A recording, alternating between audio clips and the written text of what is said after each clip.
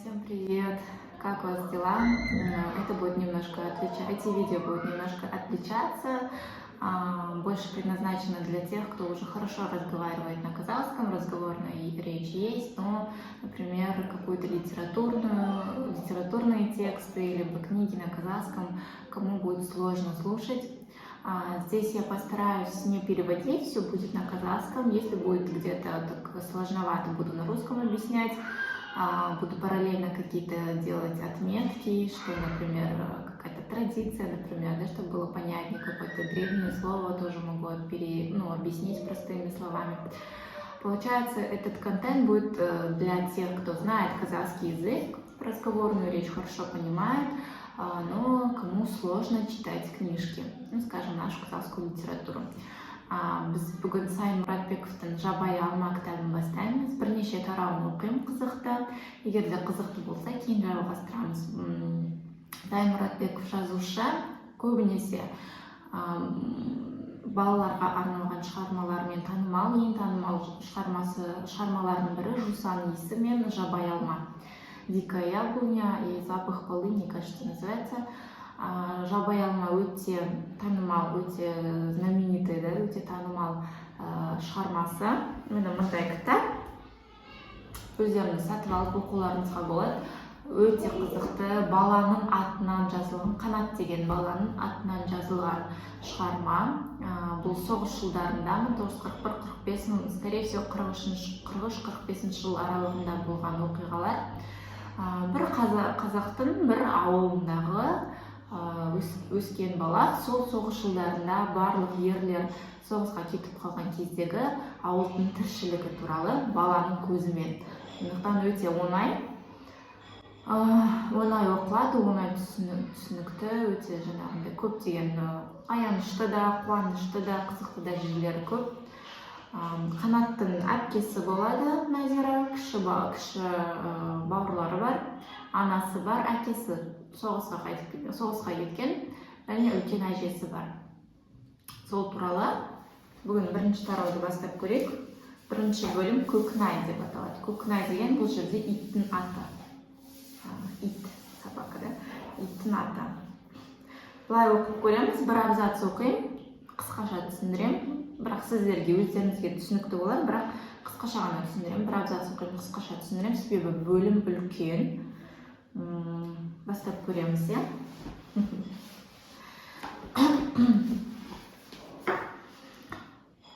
Тау бөктері тұтасқан жабайы алма болатын. Соғыс жылдары біз жас балалар қалың бөргезге қол аяғымызды қызыл ала жоса ғып жырғызып, ұзақты күнге алмадан алма таңдап, сол бөктерде тентіреп жүруші едік. Қышқылтым ақ алма тістегенде мұз шайнағандай қаршылдайтын звук, да? Сәлден кейін тісті қамап қалатында зар қақтырып бастырмай тастайтын. Сонда да жетіміз. Тапшылықта қабысқан қарынды алмамен болса да істелеп жұбату керек. Ішіміз көгеріп, ауырсына ыңқылдап жататын кезімізде көп еді. Қоңыр самал соғады, ит мұрын, қарақат, бөргездердің неше алуан иісі аңқитын. Бірақ ақ алманың, жабайы алманың қымыз иісі бәрінен де ерекше еді. Қай жағынан қарасанда бұтақтары сынып кететіндей болып иіліп, көзді арбаған ақ алма сықасып тұратын. Тістеріміз жарқырап, қашыр-қашыр шайнайтынбыз. Бірінші абзац бітті. Бұл жерде бізге қысқаша жабайы, бұл ауыл, Алмалы деп аталатын ауыл, Алматы маңында орналасқан. Ол кездері жабайы алмалар өседі екен, ақ алмалар өседі екен. Балалар жаңағы ақ алманың толық піскенін күтпей, енді ол кездерде тамақ көп емес, аш болып жүретін, почти что аш болып жүретін уақыттар. Сонда балалар жаңағы қарындары ашқаннан піспеген ақ алманы жеп, ол өте сондай мұздай қап-қатты болса да қашырлатып бір звук болады, такой қытырлайды, сондай жейміз дейді. Сонда тісіміз қамап кетеді дейді. Қамап кету деген мысалы құрма жейміз ғой, піспеген кішкене құрма болғанда аузымыздың барлығы бүйтіп как-то бір түрлі болып қалды құрма жегенде. Сол сияқты алмадан жаңа піспегендіктен аузының іші қамап қалады екен. Сонда тісті ауырады, піспегендіктен ішіміз де ауырады, сонда да жей береміз дейді балалар. Енді бәрібір ғой, балалар көздері қызығып жей берген екен. Келесі сөз. Кешке қарай өрістен қайтқан малмен бірге алма толы бір дорба қоржындарымызды арқалап, біз де ауылға бет алатынбыз. Ауылдың желке тұсына жеткенде, жолымыздағы көлденең тұрған жалғыз түп үлкен алып алма ағашты айналып өтеміз. Ірі ақ алмалары жерге түсіп төгіліп жатады, бірақ біз оған жолай алмаймыз. Өйткені бұралқы қарақаншық соның түбіндегі үңгірді мекендеп алған. Жылда күшіктейді де бізді мүлде мазалатпайды. Жақындап кетсек ақ, үңгір түбінен тістері сақылдап, ырылдап зәре-құтымызды ұшырады. Қарақаншық жайында балалардың арасында рас өтірігі аралас толып жатқан аңыз әңгімелер де бар. Сол әңгімелерді жарыс айтатынбыз. Қарақаншықтың анасы қыран бүркіт пен құмай тазыдан туған желқұйын тұйғын деседі. Кезінде бұл төңіректе жортқан 4 аяқты аңнан аң қоймапты. Қолтығында қанаты болған көрінеді. Ал одан туған қарақаншықта соғысқа дейін атағы жер жарған тазы екен. Иесі Бәсен деген кісі соғысқа аттанып, әйелі Жайдар көрші аудандағы төркіндеріне көшіп кетіпті. Содан қарақаншық далада қаңғып қалып қойыпты. Жайдар өзімен бірге әкетпек боп қанша әуреге түскенмен қарақаншық жат жерге баспай қойыпты. Тіпті бір жолы Жайдар әдейілеп іздеп кеп, қаңғып жүрген қарақаншықты шақырып ап, алдына ыстық тамақ құйып, мойны құшақтай отырып жылап, кәдімгі адаммен сөйлескендей оған: "Бұның не көкінай-ау, менен неге қашасың? Не жаманшылығымды көрдің? Әлде көшкеніме қарсымысың? Бәсенім аман есен қайтқан соң әлі қайтып келеміз ғой бұл жаққа. Оған дейін бір жерде болайық та", деп назын айтыпты. Сөйтіп жіппен байлап жетектеп әкетіпті. Бірақ бірер айдан кейін қарақаншық үйренген жеріне қайтып қашып келген екен. Иемденгісі келген үйлердің бірде-біріне жоламай, алып алма ағаштың түбіндегі ескі үңгірге барып паналапты. Өзі алма жеуді үйреніпті. Жылда жазда күшіктейді де, күшіктері бауырын көтерген кезде ауылдың үлкендері жиналып келіп, қарақаншықты бір шетке жасқап тастап, алдына ас құяды да, өздері бір күшіктен алып кетеді. Сөйтіп айналасы 2-3 жылдың ішінде ауылдағы иттердің тең жартысы қарақаншықтың тұқымы болып шықты. Иттің жайын жақсы білетін байдалы шал айтыпты деген бір сөз бар. Осы қарақаншықтың көп күшіктерінің ішінен біреуі ғана тұқымына тартып құмай боп тууы тиіс. Ал күшік дұрыс қолға тап келсе, жортқан аңды құр жібермейтін нағыз желқұйынның өзі болмақ. Екінші абзац осымен бітеді. Бұл кезде бізде уже біздің бірінші бөлімнің тақырыбы көкінай ит туралы айтылған. Қарақаншық дегеніміз, қаншық дегеніміз иттің ұрғашысы, яғни қыз ит. Сол ит тарихы қысқаша айтылып кетеді. Сөйтіп жаңағы алма теретін балалар ең үлкен алып алма ағашының қасына таяй алмайды екен. Сол алма ағашын айналып өтеді екен. Неге? Өйткені сол алма ағашының астында үлкен үңгір бар. Сол үңгірде жаңағы көкінай деген ит өмір сүреді. Ол ит туралы көптеген аңыздар бар. Балалар енді бәріне сене береді ғой. Бірінен біріміз жарысып, жаңағы естіген аңыздарымызды айта береміз дейді. Біреу айтады дейді: "Ой, ол көкінайдың мамасы бүркіт болған, әкесі тазы болған, ол керемет желқұйын ит болған. Соғыс болмай тұрып, оның иесі болыпты, Бәсен деген кісі, және Бәсеннің әйелі Жайдар деген әйел. Екеуінің күшігі иті болған екен көкінай. Бәсен аға соғысқа кетеді, Жайдар төркініне көшіп кетіпті. Бірақ қарақаншықты қанша шақырса да қарақаншық қашып кете береді екен осы жаққа. Адамдар қарақаншықты асырап алғысы келеді көкінайды, бірақ ешкімнің қолына бармай, көкінай жаңағы алып алма ағаштың түбіндегі үңгірді паналайды екен. Сол жерде тұрып жерге түскен алмаларды да жеп үйренеді екен. Әр жыл сайын күшіктейді екен. Күшіктеген кезде ауылдың адамдары қарақаншықты алдап сулап тамақ беріп, алысқа қарай алып кетеді, күшіктерін тарап алып кете береді екен. Сөйтіп сол ауылдың, жаңа Алмалы деген ауылдың тең жарты иттері жаңа қарақаншықтың тұқымы болып шықты. Ал кім деген Байдалы деген шал бар сол ауылда, сол айтады екен, осы көп күшіктің ішінде тек біреуі ғана ата бабаларына тартып тұқымында бір желқұйын деген өте жүйрік тазылар, өте жүйрік ит болып шығады деп айтады екен. Осы жайлы екінші абзац келесі. Уже ұзақтау болады сияқты. Біз алып алма ағаштың түбінен әрі-бері өткен сайын көкінай, кә деп қара қаншықтың шын атын атап шақырамыз. Кейде ол үңгірден шығып, тұмсығын көтеріп бір жақтан жеткен әуені иіскеп көріп, құйрығымен болғандатады, ал кейде үңгірден тұмсығын қылт еткізеді де қайтып көрінбей қояды. Бірде қарағаншық 3 күн қатарынан мүлде көрінген жоқ, із-түзсіз жоғалды.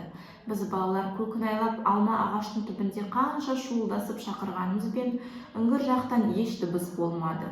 Ақыры біреулеріміз мүмкін өліп қалған шығар, екіншілеріміз мүмкін сағынған соң жайдардың артынан іздеп кеткен шығар десіп жорамалдар жасадық. Бірақ үңгірге жақындап үңіліп қарауға ешқайсымыз батпадық дейді. Ертеңіне таңертең алып алма ағаштың түбінен бөктерге қарай өтіп бара жатқанда қарақаншық көзімізге оттай басыла ұшырайып кетті. Алма жеп жүр екен. Іші салбырап, бір түрлі аянышты бүрсектейді. Әй, анан қараңдар қарағаншықты. Ой, байғұс-ай тірі екен-ау. Көкінай, кә. Бұл жолы дағдысынша әуені иіскеп құйрығын болғандатқан жоқ. Тістері ақситып, сақ-сақ еткізіп ырылдап қойды. Ашулы тәрізді. Байғұс ауру болу керек бүрсектеуін. Жоқ, көрмейсің бе, қарнын, емшектерінің салақтауын осы дәуде болса күшіктеген сияқты. Расей, күшіктеген. Ура, қарағаншық күшіктепті. Биылғы күшігінің біреуін біз аламыз. Ура! Онан соң бәріміз жерге шөке түсіп отырағап, демдерімізді ішке тартып тынтындай бастадық. Үңгір жақтан жас күшіктердің әлсіз ғана шиық-шиық қыңсылағандары естіледі.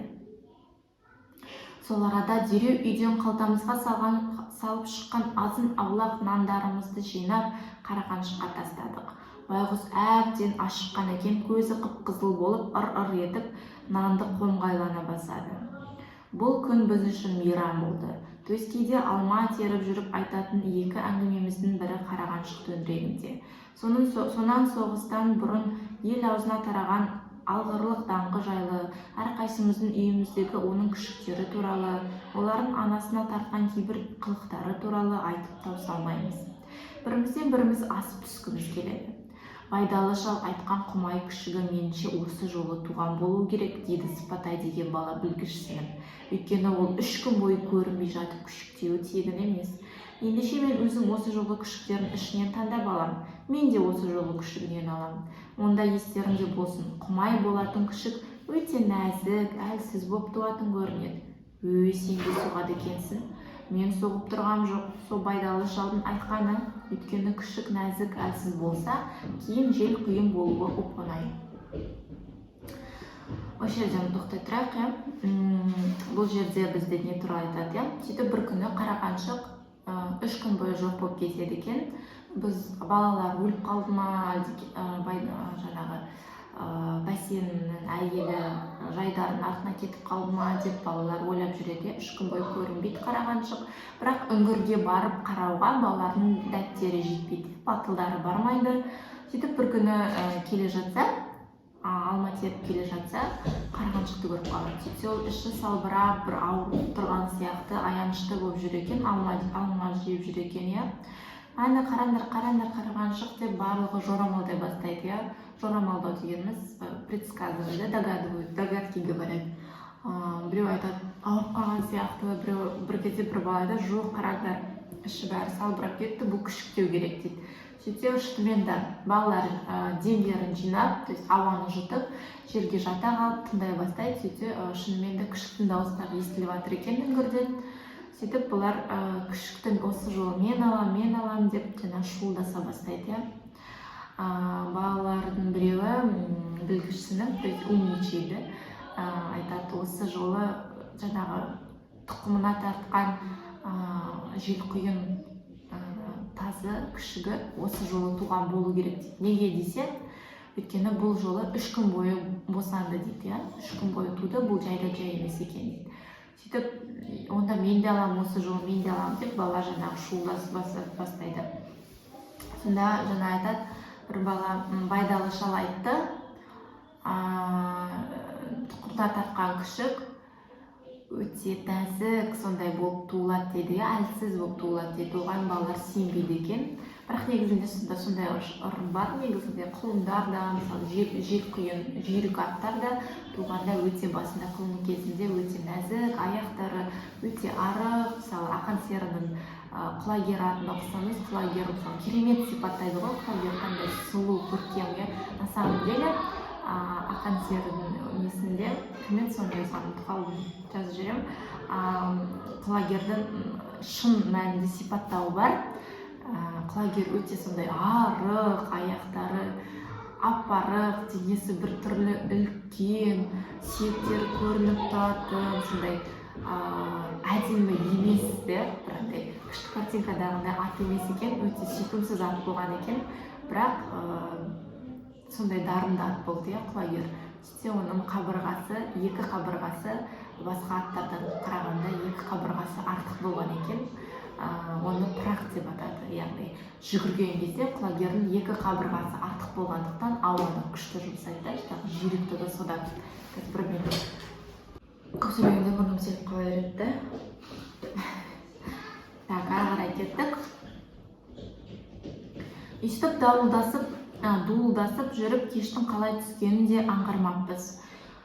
Дорба қоржындарымызды арқалап ауылға қайттық.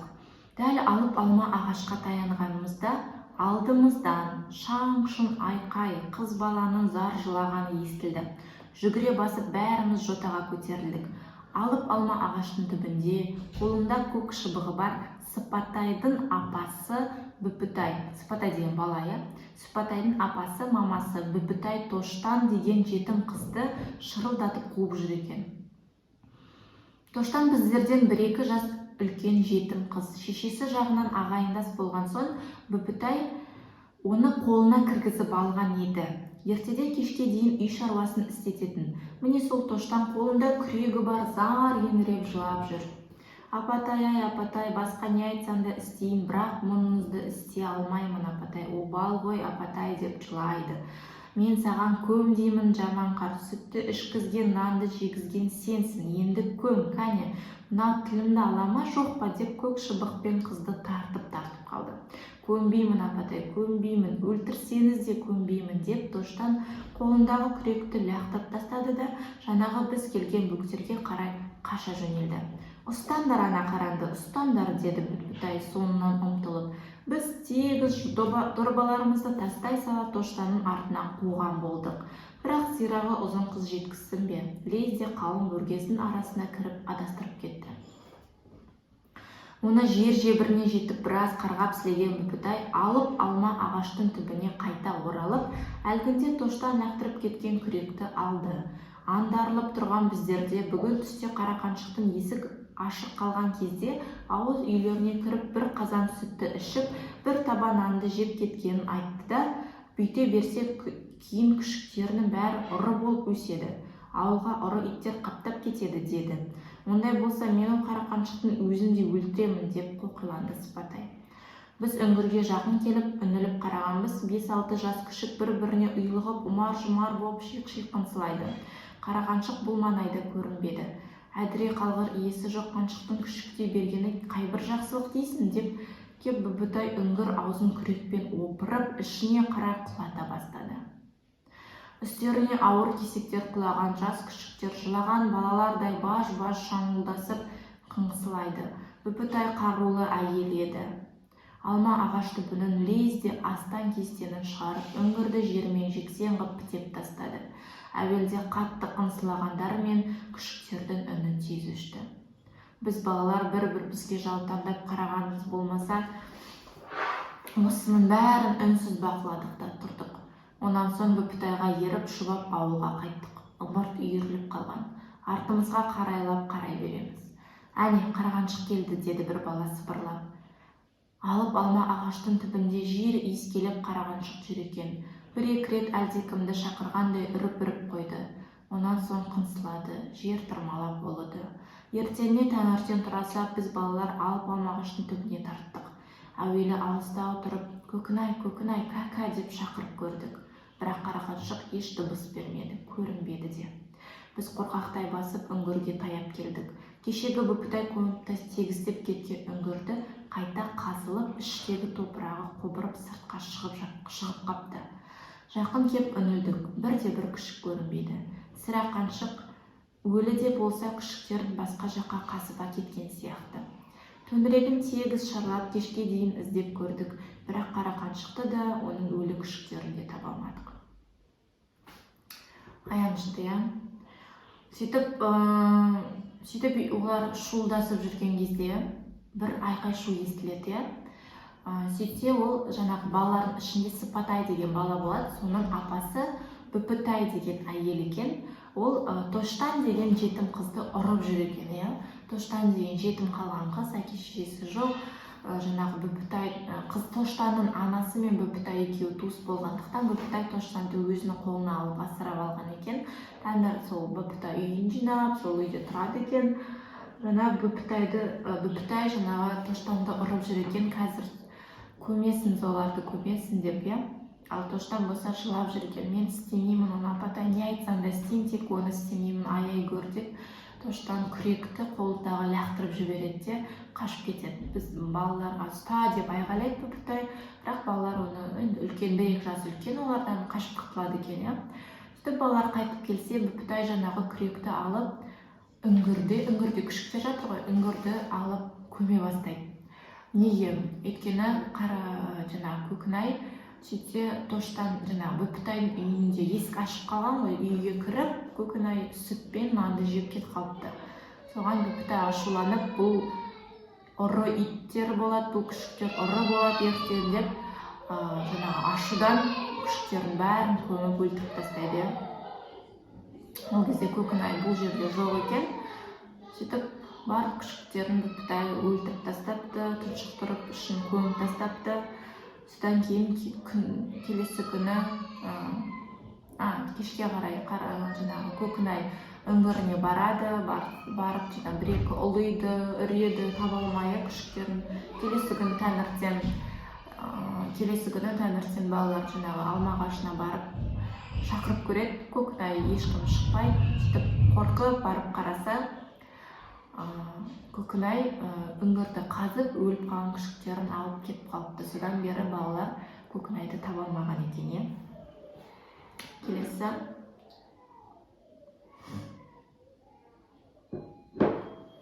Қарақаншық сол күйі ұшты келе жоғалды. Біз біраз уақытқа дейін сөз қылып жүрдік те, кейін ұмыта бастадық. Алып алма ағаштың алмасы өзімізге қалды. Үйден шыға саламыз да күні бойы соның түбінде боламыз. Асық ойнаймыз, онан қала берсе үңгірді кеңейтіп, түбіне сабан төсеп үйшік жасаймыз. Күзге қарай алып алма ағаштың ақ алмасы сарқылданып, уылжып пісе бастады. Қанша жесең де тісіңді қармамайды, дорбаға толтырып үйге әкелгенше езіліп кетеді. Ортасынан тіліп жіпке тізіп қақ жасаймыз. Ауыл балалары тегіс жиналып күнде тасимыз алманы. Аз күннің ішінде алма тек биіктегі бұталардың ұшар бастарында ғана қалған. Созсаң қолың жетпейді, сілкісең түспейді.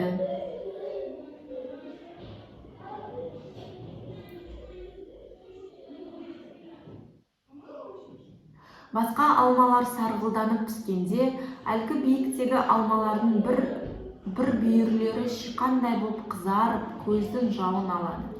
Шіркін-ай деп аузымыздың суы құрып қызығамыз. Бір күні Сыпатай сол ұшар биіктегі қызыл алмаларды алам деп, тоқтау айтқанымызға бой бермей, алып алма ағашын төбесіне өрмелеп шықты. Қызыл алмаларға жетіп, енді қол соза бергенде аяғын тіреп тұрған бұтақ сынып кетіп, төмен қарай құлай түсті. Балалар шу ете қалды. Жүгіріп жанына барсақ, көк бөмбек болып тыныстай алмай бүкжиіп қапты. Бір-екі бала аттандап ауылға қарай жүгірді. Ағыл-тегіл еңіреп Бүпітай жетті. Баласын жерден көтеріп алған, былқ-сылқ етіп ымырағаны болмаса тілге келмеді. Сапатайдың өлімінен кейін шешелеріміз бізді алмаға баруға жібермей қойды. Бөктерге қарай аяғымызды қия басудан қалдық. Сөйтіп балалар жаңағы басында көкінайды ойлап жүргенмен кейін бала ғой ұмыта бастайды. Керісінше сол алма ағаштың үңгірін ішін қазып ойнап, сол жерде өздерінің убежище дейді, өздерінің үйшіктері болып алады, сол жерде асық ойнайды. Жаңа алмалар өте піскен, күзге қарай пісіп, алмалардың барлығын жеп қояды екен.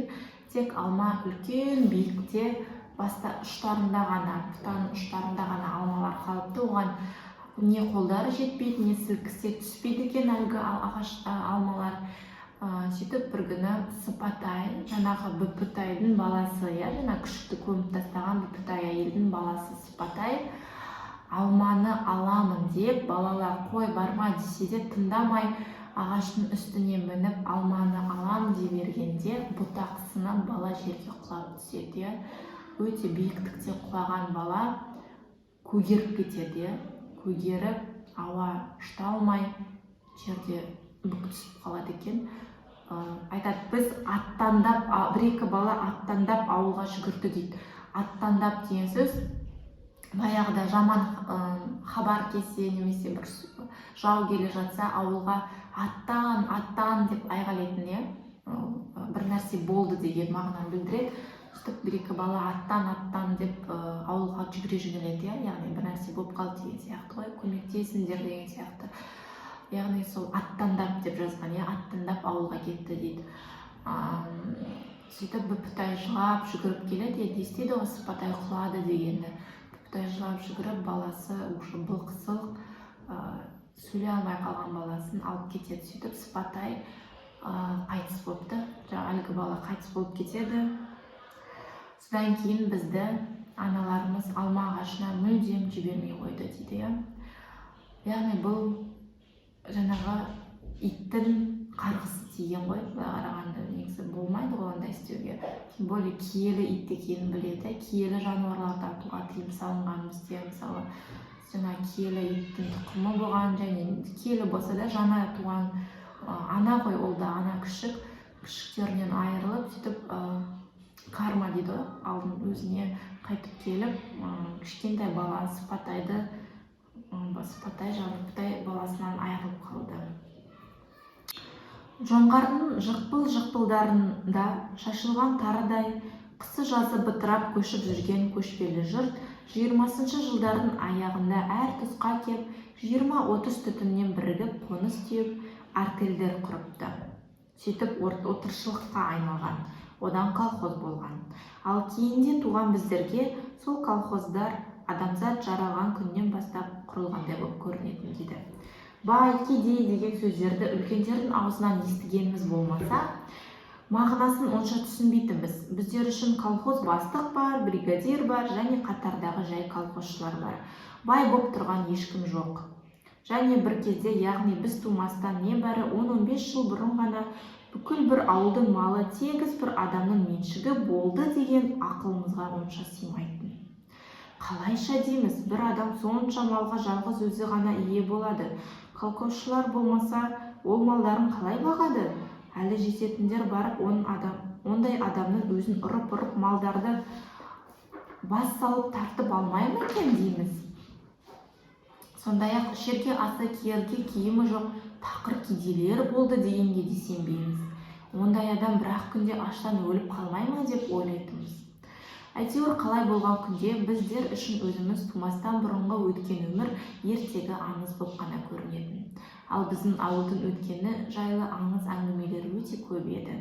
Кейде соның қайсысына расы болғаны, қайсысы ойдан шығарылғанын айғару қиын болатын. Біздер үшін оның бәрі де қызғылықты қымбат еді. Елтіріп отырып тыңдайтынбыз. Біздің ауыл алмалы деп аталады. Өйткені жердің атын жабайы алма сыңсып өскен тау бөктерін солай деп атайды. Колхоз үйісқанға дейін бұл тауда жабайы алманы қорек етіп аю өріп жүреді екен. Сондықтан болар кейбір үлкендері күні бүгінге дейін жабайы алманы аю алма деп атайды. Ол кезде алма жегісі келгендер жүйрік атпен кеп қана алманы аттың үстінде тұрып жинайды екен. Егер адамның алманы үзіп жатқанын бір аю көріп қалса, қазандай тасты көтеріп ап ақырып қуатын көрінеді. Сонда бүкіл алмалы бойының аюлары тегіс үн қосып, біздің алмамызды адамзаттың не қақысы бар десіп долданады екен. Әжеміз осы әңгімені айтып отырған кезде біздің зәреміз ұшушы еді. Бір көрімі, біз туған кезде сол өріп жүрген аюлардан ізде қалмапты. Ол кезде қалған бір ғана белгі әлгі алып алма ағаштың түбіндегі үңгір ғана. Оны аюлардың патшасы мекендепті. Екі адамның құшағы әзер жететін кәрі алма ағаш о баста киелі саналған көрінеді. Осыған дейін қоя отырайық. Сөйтіп сол арада Сыпатай қайтыс болады, қыс түседі, бұл колхоз, ол кездері колхоз деген болған, біз сол балалар айтып жатыр, баланың атынан айтылып жатыр әңгіме. Біз колхоз дегенді ғана білеміз, колхозда бригадир болатынын білеміз, колхоздың бастығы бар екенін білеміз, бригадир және жай колхозшылар бар екенін білеміз дейді. Ал бізге деген бай, кедей деген болғандарын естиміз дейді, бірақ ондай болған сенбейміз. Балалар ғой, бізге оның бәрі аңыз болып көрінеді дейді. Бізге мысалы айтып береді дейді. Баяғыда жоңғарлар кезінде, бұл жерлерде жоңғарлар өткен кезде қырылып қалған халық, сөйтіп аз қалған халық 20-30 үй болып бір жерге отырықшылыққа дамыған, содан кейін колхоз болған ол жер. Балалар айтады, бізге бұл жаңа Қанаттың әңгімесі ғой бұл. Қанат айтады, маған бұл жер өмір бойы колхоз болған сияқты дейді. Бұрындары бай, кедей дегенге сенбеймін дейді. Қалай ол бұрында бір адамның қолында бүкіл ауылдың малы бар болған дейді. Сонда ол жаңа бала Қанаттың ойы, оны біреу алып кетпей ма, оны кім бағады деген сұрақтар болды баланың басында. Ал мүлдем еш нәрсесі жоқ, кедей болды дегенге де сенбейміз дейді. Себебі біз колхозда бастық пен колхозшы болғанмен, бізде ешкім бай емес, бәріміз бірдейміз дейді. Сөйтіп, қалай болғанның өзінде бізге сол бұрынғы әңгімелер ертегі сияқты көрінеді. Біз сол әңгімелерді тыңдағанды жақсы көретінбіз дейді. Біздің ауылдың аты Алмалы екен. Баяғыда бұл жерде аюлар өмір сүріпті деген аңыз бар дейді. Бұл аюлардың алмасы деген аңыз бар екен. Бұрында оны аю алма, жабай алма емес, аю алма деп атаған екен. Бұрынғы заман адамдары алма жегілері келсе, аттың үстінде тұрып тез алмаларды жинап алады екен. Себебі адамның алма жеп жатқанын көріп қалса, аю тас көтеріп, ақырып менің алмамды неге жейсің деп адамдарды қуатын көрінеді. Қазір дейді, енді бұның бәрі ертегі сияқты дейді. Қазір жалғыз доказательствода жалғыз қалған нәрсе ол жаңағы үңгір дейді. Алма ағаштың түбіндегі ол өте үлкен ағаш. Үңгірдің ішінде аюдың патшасы өмір сүріпті деген аңыз бар екен. Сөйтіп, ол ағаш киелі болып есептелген. Бізде бар, қазақтарда бар. Ағашқа тиын іліп кетеміз, немесе қызыл жіп, ақмата іліп кетеміз. Сондай киелі ағаш екен. Сол ағаш. Ары қарай.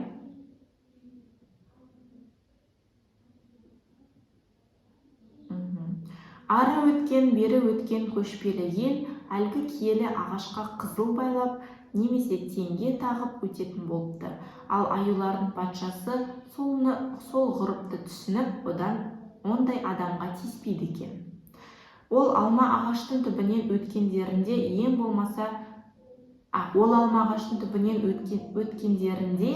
ең болмаса шүберек іліп кетіп жүріңдер деп қоятын әжеміз. Ту, әже, соған да сенесіз бе? Киелі түкіде жоқ дейтін сонда Нәзира әпкем. Тек әрі, тілінде кесейін бе осы деп әжем зекіп тастайтын. Әжеміз діншіл адам еді. Ертелі кеш аузынан алласын тастамайды. 5 уақыт намаз оқиды. Ең соңында ылғи күбірлеп сөйлеп, жаратқан, ондағысынан онда, мұндағысын мұнда, бір өзің медет бола көр деп қоятын. Оғаннан соң жапырлай қарап тұрған бізге, о жаман түгелер, кәне алақандарыңды жайып көкемізден аман қыла көр деп жақсы тілеу тілеңдер деп бұйыратын. Біз жапатармағай қолымызды жайып, көкемді аман қыла гөр, көкемді аман қыла гөр деп әлденеше қайталап тілейтінбіз. Сүмірейіп қалған түрімізге күлкілі болу керек. Үй шаруасын істеп жүрген Назира әпкем шыдай алмай мырс ете беретінде зытып далаға кететін. Осыған бірдеңе көрінген шығар, үйіп бітті сіз неме деп әжем оның соңынан күйіп пісіп қалатын. Тегінде әжем мен Назира әпкем екеуінің арасында ымыраға келмес алшақтық болушы еді. Әпкем әжемнің әрекеттерінің бәріне, әсіресе діншілдігіне күле қарайтынды. Соны сезіп қалатын әжем оған күйіп пісіп ыза болатын. Назира әпкем соғыс басталарының алдында аудан орталығында оқып 7-ші класты бітірген. Онан әрі оқыған жоқ. Көкем әскерге кетісімен апама қолғабыс етем, 4 ұсақ бала мен әжемді асырауға көмектесем деп үйде қалды. Қысы жазы апамен бірге жүріп колхоздың жұмысын істейді. Осыдан 3 жыл бұрын ілмеген ап-арық қыз еді, бүгінде қол-аяғы балғадай бой жеткен болды. Көрші қолаң кемпір шалдың бәрі, па шіркін қыз өссе Назирадай болсын, бір үйдің азаматын жоғалтпас деп таңсанады. Сондай араға әжем келігеді. Осы жұрт сұқтанбаса жүре алмайды-ау деймін түге, қызымды ауыртасыңдар, тірәйдеңдер дейді. Онан соң үйге кіріп қазандықтан күйесін саусағына жағып қайта шығып, әй Назира бері келші, немене әже, бері кел. Аңқалақтап жүгіріп келген Назира әпкем не айтасыз деп әжемнің неге шақырғанын білгісі келеді. Еңгеш бері кел, құлағына бірдеме айтайын. Назира әпкем еңкейген кезде әжем саусағындағы күйені оның бір жақ шекесіне болар-болмас жағып қойып, болды бара ғой. Ту әже, осыған да жұмысымды бөліп, маған ешкімнің көзі де тілі де тимейді. Тайт әрі күпір сөйлеме. Осы жерден тоқтай тұрайық. Сөйтіп, жаңа киелі ағаш болып естіледі, сол кезде адамдар тиын немесе орамал тартып кетеді екен, мата тағып кетеді екен, сонда аюдың патшасы ол адамдарға тиіспейді екен деген аңыз бар екен. Сөйтіп әжелері, Қанаттың әжесі айтып отырады екен, сол алма ағашына барғанда бір шүберек байлап кетіңдер деп айтып отырады екен.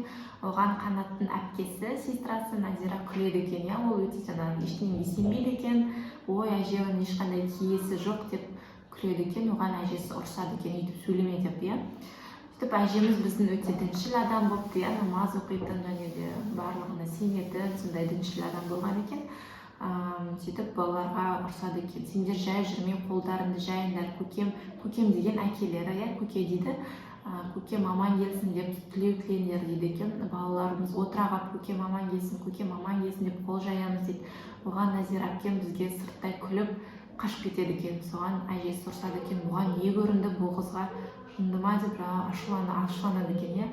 Назира әпкесі мен әжесінің арасында кішкене түсініспеушілік болған екен. Себебі Назира жаңағындай нәрселерге күле қарайды, әжесі оны қолдамайды екен. Назира әпкесі негізінде ауданда оқыған қыз екен, 7 класс оқып, әкелері соғысқа кеткенде анама, балаларыма көмектесем деп үйге қайтқан екен.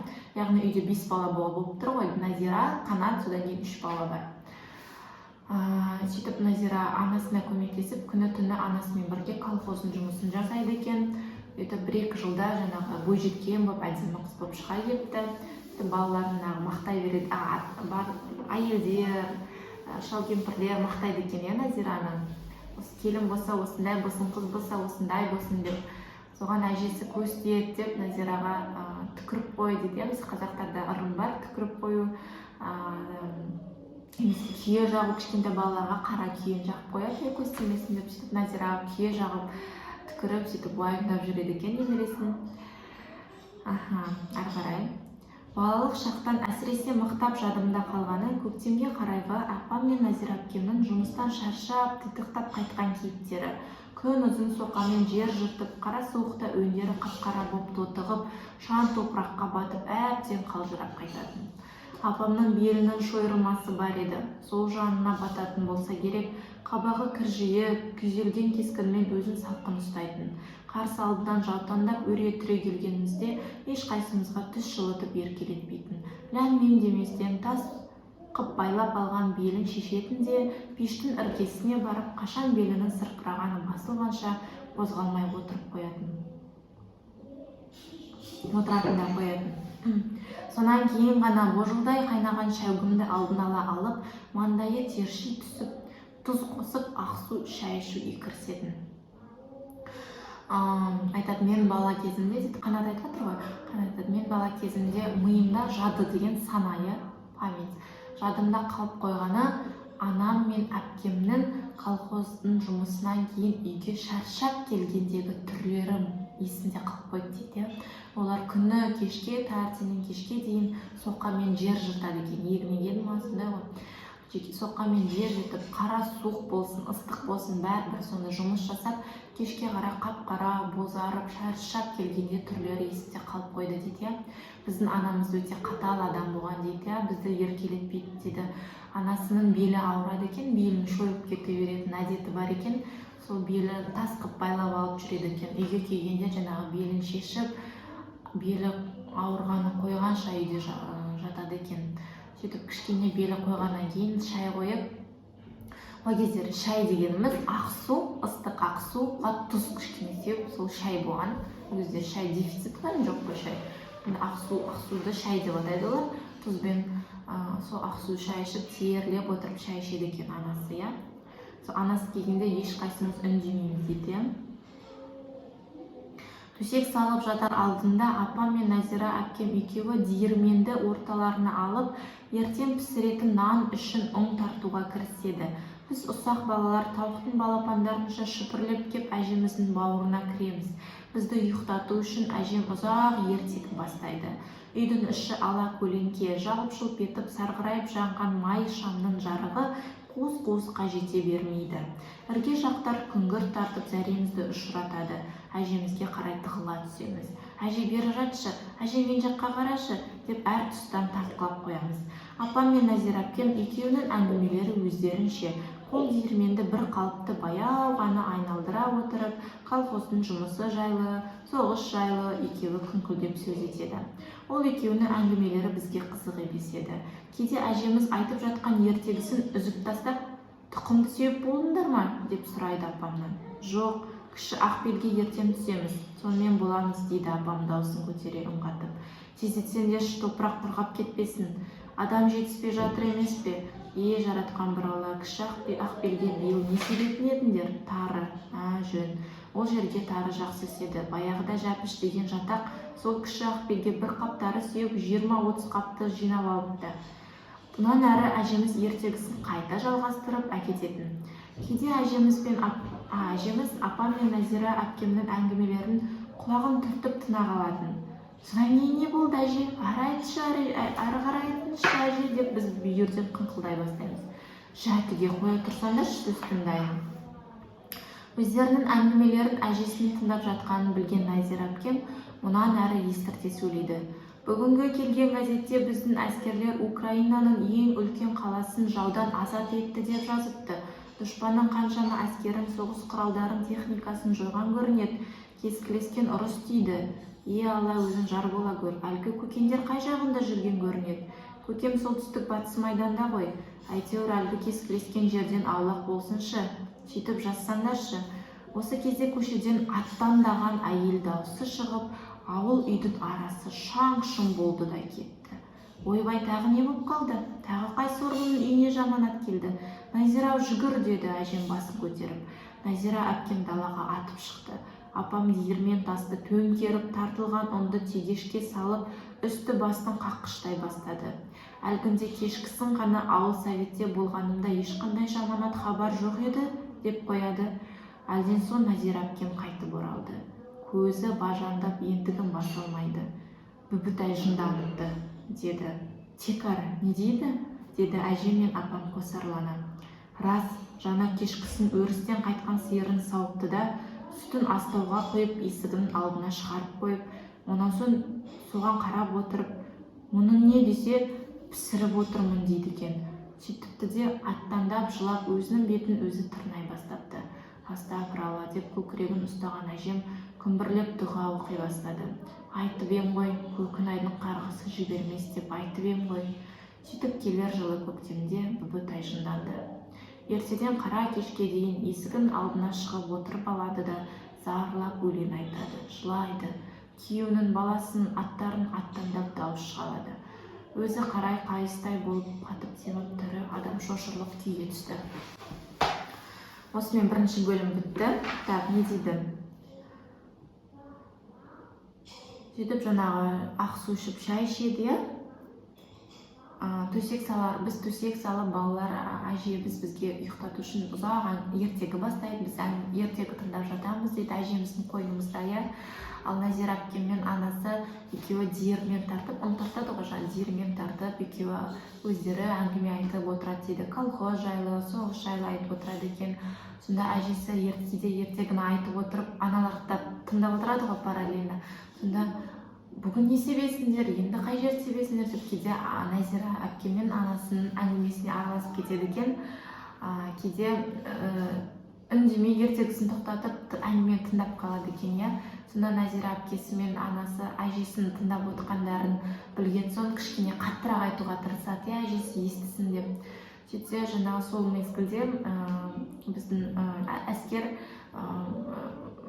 Украинада басқа үлкен бір қаланы босатып жатыр екен, немістерден. Сол туралы айтып жатыр екен Назира.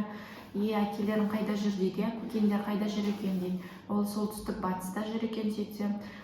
Сөйтіп олар әкелер туралы айтып отырған кезде тағы да аттан деген дауыстар естіле бастайды. Яғни аттан деген жаман хабарды жеткізудегі сөзге аттан дегенде жаман хабар келді деген сөз. Сөйтіп бұлар шошып кетіп, не болды деп барлығы Назираға бар қарап келді дейді. Назира үйден атып шығып далаға шығып кетеді. Анасы диірмендегі ұнды жинап алып, үстін қағып жатып, қой, бүгін жаман жаңалық жоқ еді ғой деп екеуі уайымдап қалады, әжесі екеуі. Сөйтіп бір кезде Назира үйге жүгіріп келіп, Бүбітай жынданыпты дейді. Бүбітай деген бағанағы біздің Сыпатай деген бала қайтыс болды ғой. Бүбітай Көкнайдың күшіктерін көміп тастаған әйел баласынан айырылып қалады. Бүбітай көктемде жынданып кетіпті. Сүтті сауып, сиырдың сүтін сауып, далаға апарып қойып далада отыр екен. Не істеп отырсың десе, сүтті пісіріп отырмын дейді екен. Содан кетіп көктемде сөйтіп жаңағы жылап, өлең айтып, далада өзімен өзі баласын, күйеуін шақырып, енді сумасы ашыла дейді, жынданып кетіпті. Түрі бәрі шошырлықтай. Сонда әжесі айтады, дұға оқиды әжесі. Айтып едім, Көкнайдың қарғысы жібермейді деп айтып едім дейді. Сөйтіп бірінші бөлім Көкнайға арналған бөлім қысқаша бізді таныстыра кетті. Қанатпен әпкесі Назира, әжесі бар, анасы бар, көкесі соғыста, әпкелері. Өзінен кейін 3 бауыры бар Қанаттың. Қанат әңгімелейді, 8 кітапты Қанат әңгімелейді. Сөйтіп Көкнай деген ит туралы, Алмалы деген ауылдары туралы, сол жерде Байдалы шал туралы білеміз. Бүбітай деген әйелмен таныстық, оның Тоташ деген жетім племянница дейді, сол өзімен бірге тұрады. Сыпатай деген ұлы Бүбітай Көкнайдың иттерін өлтіріп тастаған үшін өзінің баласы да қарғыс тиіп қайтыс болып, Бүбітай жынданып кетіпті. Бұл Жабай алманың бірінші бөлімі. Неше минут болған білмеймін енді. Прям супер мәнерлеп оқығаным жоқ. Уақытты ұзақ болмасын деп кішкене тезірек оқыдым. Әр абзацты қысқаша түсіндіріп кетуге тырыстым. Кішкене ырымдар, түсініксіз нәрселер болса айтып отырам. Қазір қолданылмайтын, бұрын қолданылған нәрселер туралы қысқаша айтып отырам. Осылай көрейік, бірінші выпуск көреміз, енді ұнайды ма, ұнамайды ма. Кітап оқығанды ұнатпайтын, бірақ әңгімелер оқығысы келетін, немесе қазақша тілін дамытқысы келетін, сондай әдеби тілді дамытқысы келетін адамдарға, әңгіме тыңдағысы келетін адамдарға бөлісіңіздер. Көріскенше әзірше осы, сау болыңыздар.